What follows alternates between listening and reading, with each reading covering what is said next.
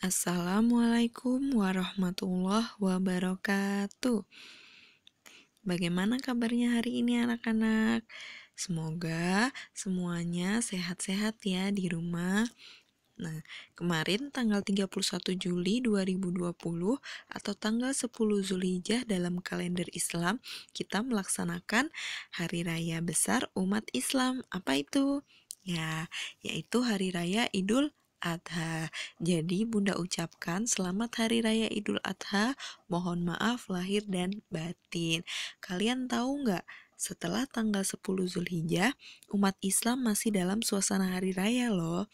Jadi tanggal 11, 12, 13 Zulhijjah kita masih bisa berkurban dan bertakbir kepada Allah. Dan tanggal 11, 12, 13 tersebut dinamakan hari Tasyrik. Jadi hari Tasyrik terletak di hari Sabtu, Ahad, dan hari ini yaitu hari Senin. Idul Adha sendiri merupakan saat untuk merayakan semangat dalam berkurban, kemudian harapan dalam ampunan dan keteguhan dalam beriman. Semoga Allah selalu melapangkan rezeki dan keberkahan pada kita semua. Amin ya robbal alamin. Hari ini Bunda akan menjelaskan tentang memahami makna bersatu dalam keberagaman. Untuk tema 1, subtema 3, mata pelajaran PPKN kelas 3A.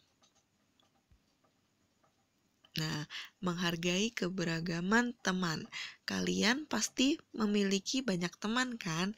Nah, ada teman-teman yang berbeda suku, berbeda agama, kemudian berbeda kebiasaan, dan lain-lain. Kalian pernah nggak main lompat tali? Pernah kan pasti? Nah, permainan lompat tali ini dilakukan oleh 2 orang atau lebih. 2 orang atau lebih ya. Jadi 2 orang untuk memegang talinya dan yang lain melakukan lompatan di talinya. Nah, kalau kalian main lompat tali, kalian kerjasama nggak? Ya, jadi bermain lompat tali itu pasti memerlukan kerjasama yang baik akan menghasilkan permainan yang baik juga. Jadi permainannya berjalan dengan lancar tanpa ada kelahi, bertengkar atau yang lainnya karena kalian bekerja sama. Kemudian, bagaimana kalau ada teman yang tidak bisa bermain lompat tali? Nah, kan kalau kalian bermain lompat tali nggak semua teman-teman kalian bisa bermain kan? Jadi pasti ada teman-teman yang tidak bisa bermain lompat tali. Nah, sikapnya kalian menghargai perbedaan kemampuan kalian dengan teman kalian itu dengan cara kalian bisa mengajarkan mereka, kalian membantu mereka dalam kesulitan, mengajari mereka dari awal cara bermain lompat tali.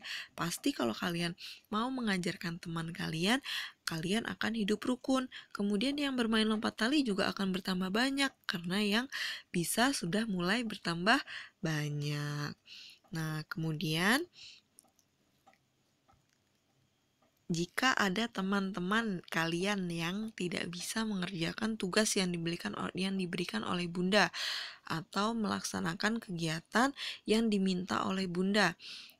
Nah, sikap kalian bagaimana sih dalam menyampaikan kritik dan saran? Nah, apa sih kritik dan saran itu? Jadi kritik dan saran itu hal-hal yang disampaikan sebagai timbal balik, sebagai balasan dari apa yang sudah dilakukan oleh orang lain. Jadi semisal teman kalian tidak bisa mengerjakan tugas, kalian bisa memberikan kritik atau memberikan saran. Nah, bagaimana cara menyampaikan kritik dan saran yang baik? Nah, kalian bukan kalau semisal lihat temannya nggak bisa mengerjakan tugas dari Bunda, terus kalian ketawain. Itu baik nggak? Nah, itu nggak baik. Jadi kita lebih baik memberikan kritik atau menyampaikan saran kepada teman tersebut. Nah, bagaimana cara menyampaikan kritik atau saran yang baik? Nah, Bunda ada Cara-caranya, yang pertama, sampaikan kritik atau saran dengan kalimat yang baik. Jadi tujuannya supaya perasaan orang yang dikritik itu tidak sakit hati. Jadi kalimat yang baik itu memberikan kesan yang bersahabat. Jadi kalian bisa tetap bersahabat dengan teman yang kalian beri saran atau kalian beri kritik. Kemudian cara yang kedua, mengkritik tidak boleh di depan banyak orang. Kalau mengkritik di depan banyak orang, pasti akan merasa malu dong teman-temannya. Nah, atau bahkan tersinggung. Nah, kalau sudah tersinggung pasti akan menimbulkan pertengkaran. Jadi, pilihlah waktu yang tepat dan tempat yang sesuai untuk menyampaikan kritik. Jadi, kalian mungkin bisa menyampaikan kritik di sembunyi-sembunyi, jadi nggak di depan banyak orang dengan teman-teman kalian ya. Kemudian cara yang ketiga yaitu mengkritik tidak boleh dengan kata-kata yang kasar. Jadi kritik dengan kata-kata yang kasar itu dapat menyebabkan orang yang dikritik merasa tidak nyaman atau bahkan sampai marah. Jadi mengkritik itu harus dengan kata-kata yang baik, tidak boleh dengan kata-kata yang kasar. Bukan kata-kata yang kasar ya, jadi kata-kata yang digunakan itu lebih baik kata-kata yang tegas. Yang tegas itu maksudnya tidak ada kata-kata kasar yang menyakiti hati orang lain, jadi harus tegas bukan kasar. Nah, kemudian cara yang keempat yaitu mengkritik tindakannya, bukan orangnya. Jadi, kalau mengutarakan kritik, kalian harus spesifik. Nah, kritik itu bukan ditujukan pada tindakan, jadi bukan ditujukan pada orangnya, jadi ditujukan kepada tindakannya. Kalau tindakannya buruk, ya berarti yang dikritik tindakannya, bukan karena kalian benci orangnya, terus tindakannya dia baik-baik aja, kalian marah-marah karena kalian gak suka sama orangnya. Bukan seperti itu. Jadi kalian lihat tindakannya mereka tidak baik, kalian sampaikan kritiknya itu. Jadi orang tersebut tahu apa yang harus diperbaiki. Teman kalian tahu apa yang harus mereka perbaiki.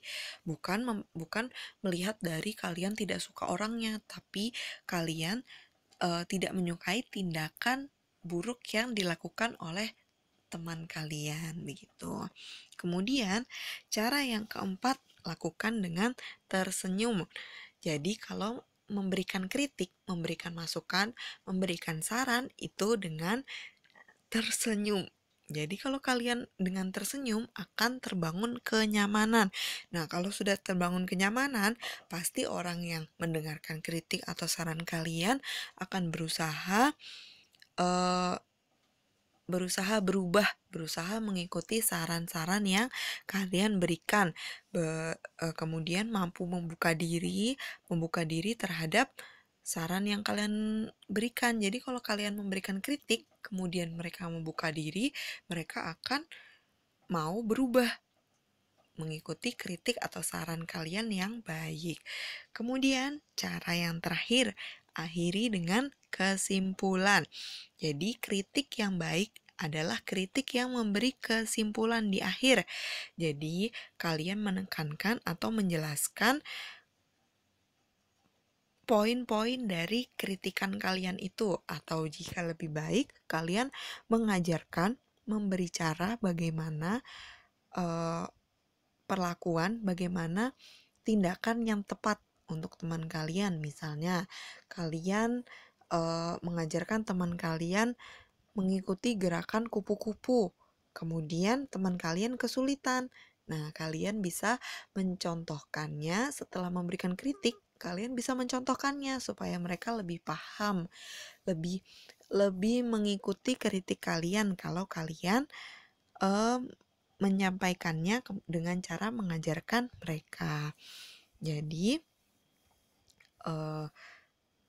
itu cara menyampaikan kritik dan saran. Kemudian sikap menghargai perbedaan. Jadi ada nggak teman kalian yang punya kesukaan, misalnya menyukai ayam, menyukai ayam, kemudian menyukai kupu-kupu, atau menyukai katak, juga menyukai ikan. Nah, kesukaan orang pasti berbeda-beda ya. Nah, kalian harus menghargainya. Nggak semua orang itu berani sama ayam. Misalnya kalau kalian berani sama ayam, teman kalian tidak berani sama ayam. Kalian mau mendekatkan ayam kalian itu ke teman kalian yang takut ayam. Baik nggak itu? Itu berarti kalian nggak menghargai perbedaan. Kalian nggak menghargai perbedaan teman kalian yang tidak menyukai ayam itu. Nah, caranya bagaimana? Nah, kita beri pengertian kepada mereka. Kalau ayam ini tidak menggigit loh, ayam ini baik loh, kalau kalian juga baik, kalau kita nggak mengganggu. Jadi, teman kalian juga akan sedikit-sedikit pelan-pelan menyukai ayam, atau kalau misalnya memang tidak sama sekali tidak menyukai ayam, jangan dipaksa.